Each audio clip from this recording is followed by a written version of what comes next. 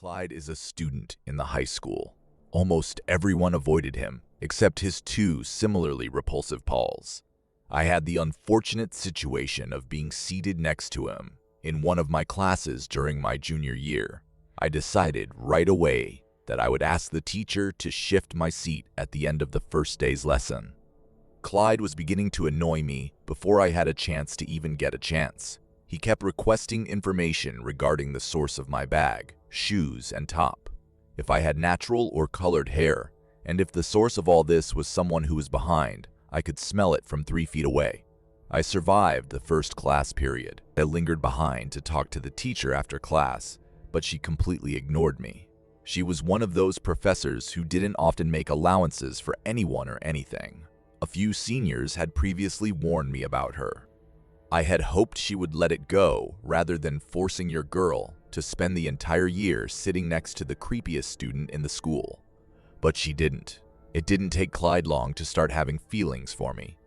Even worse, I continued to walk both to and from school. When Clyde learned of this, he decided to follow me home one day, or, as he described it, escort me there to ensure my safety, as if I hadn't been able to look after myself for the previous 2 years.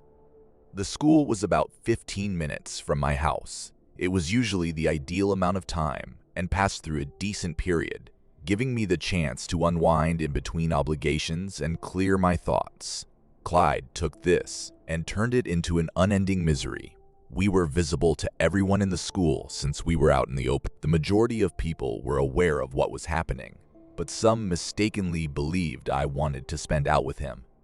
I tried to be as pleasant as I could when I realized I would have to sit next to him all the time, which wasn't very nice, but even that was too much. Being cruel was no longer an option because I had already tried it and failed. He managed to gush over all of the things I said and did. He kept drawing comparisons between us and asserting that we had many traits. Although my name isn't anything near to Bonnie's, he was fixated on the concept that we could band together and become the notorious Bonnie and Clyde.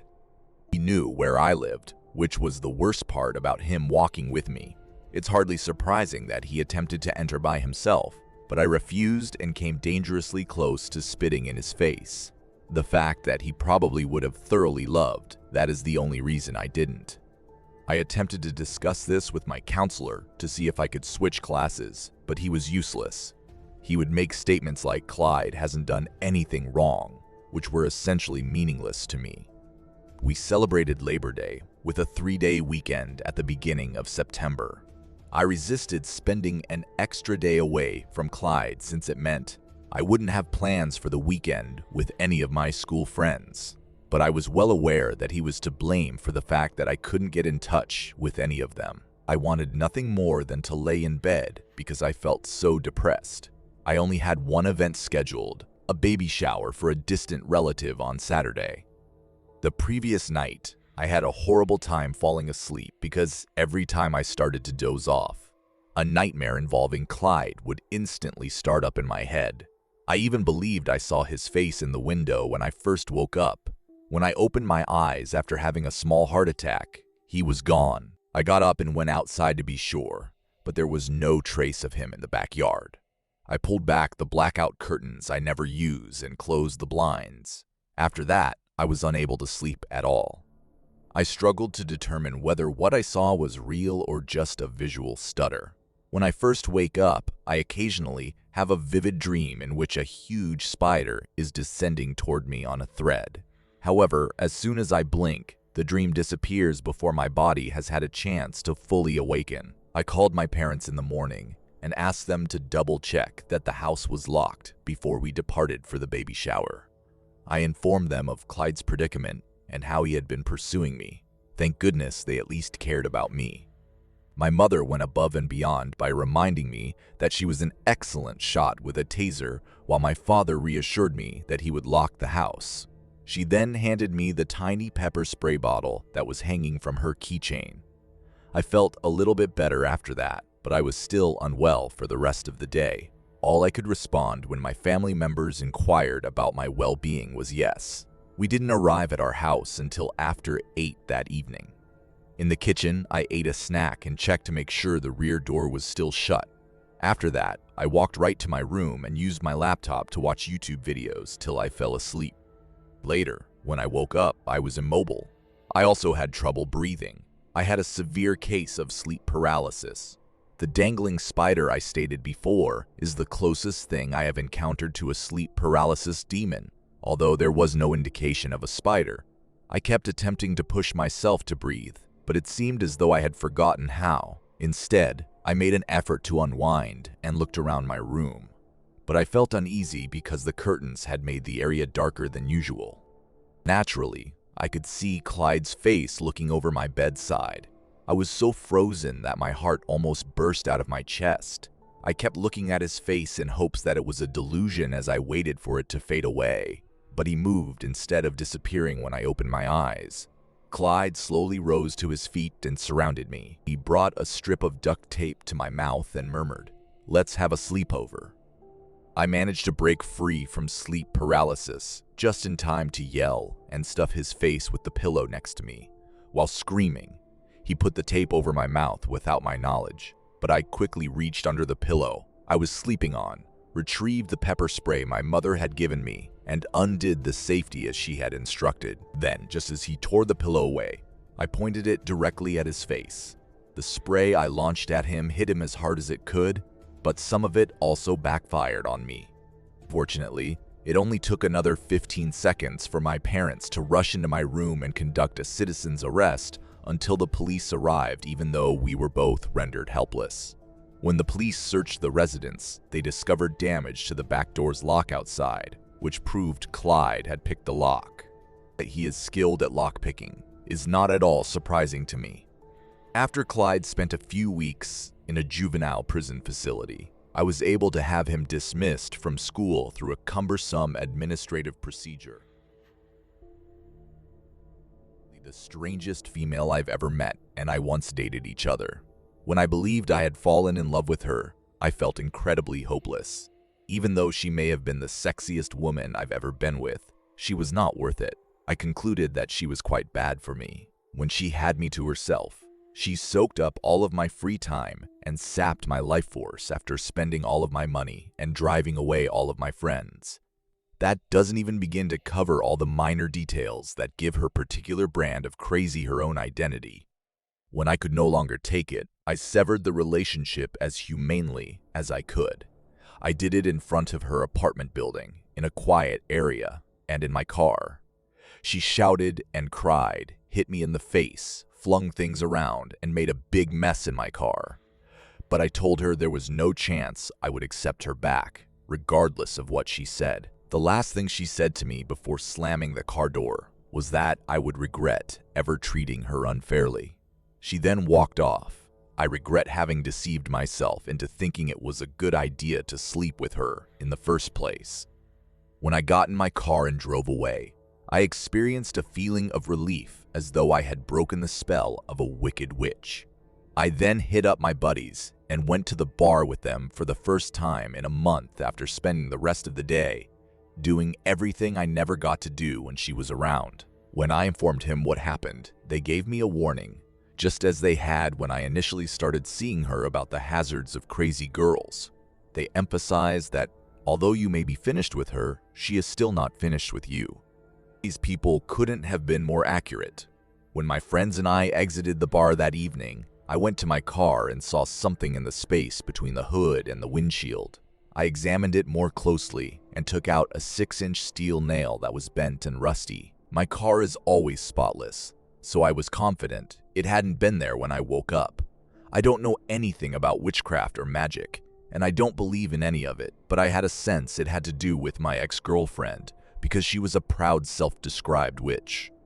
When I asked one of my friends to question his girlfriend about it, she verified what I had already suspected, saying that my ex had probably used it as part of a spell to hex me, and then left it with me to make sure the harm it was intended to cause was carried out. But I still believed it was a bunch of BS, because I was worried about what else the woman would do. I threw it in the trash once I was certain it was from my ex. The bad news is that this was just the beginning. I went through a difficult time throughout the following week, most of which is undoubtedly familiar to many. When I awoke one morning, my car had several key markings on it. These marks turned out to be runes. 3 of the tires were slashed the following day. 24 hours later, my doorstep was covered in a dark stain, along with a collection of broken glass and rusted nails. It was a vial of war water, according to my friend's girlfriend. I'm not sure what that means, but it doesn't matter to me. I eventually even started catching brief glimpses of her out of the corner of my eye. She would be behind something or around a corner when I turned to look at her, too far away from me to take any action. I was equally as irritated as I was afraid. I had no idea what she was capable of, but it was obvious that she had bad intentions. A lunatic message was impaled on my door with, you guessed it, a long rusty nail 6 days after we broke up. It stated that I had to go to her apartment right away, grovel at her feet, beg and plead for pardon, and promise that I would become wholly obedient to her if I didn't want to experience the worst agonies possible in this life, and then experience much worse ones in the afterlife. Crazy stuff. Since I had worked the previous day, I did nothing. I had had enough of letting that immature moron rule my life. She previously targeted my car, so I assumed she would target it again since I recently had my car back from the mechanic where I had new tires installed. I was correct, but not only that. My heart plummeted as I made my way back to my car at the end of my shift. Another blasted, crooked, rusted, 6-inch nail that I could see coming from 100 miles away. But this time she drove it through my glass, shattering it into a million pieces. Thankfully, the laminated layer kept everything in place, although it was completely opaque. I got into my car, took out my phone, and dialed another tow truck. But as soon as I shut the door, I caught a whiff of my ex perfume. Boyfriend, it was also powerful. At that very moment, a shiver swept down my spine. I had a gut feeling she was just behind me. She was crawling out of the back seat floorboard when I glanced in my rearview mirror, and she had a purely nasty expression on her face. She smiled and gave me a strange back hug while holding one of those rusty 6-inch snails in her hands. The point was pointed directly at my heart, and it was obvious from the gloss at the tip that it had been sharpened. She was prepared to strike my heart with it. I chuckled. I retorted, "You can't use that to pierce through my sternum.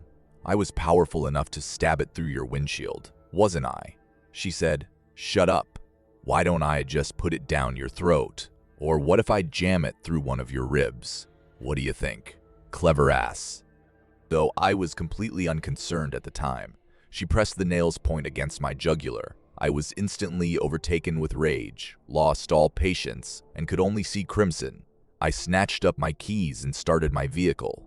My ex-spouse said, "What are you doing? Stay here, or I'll stick you with this." I hardly felt it as she drove the nail into my flesh and drew blood.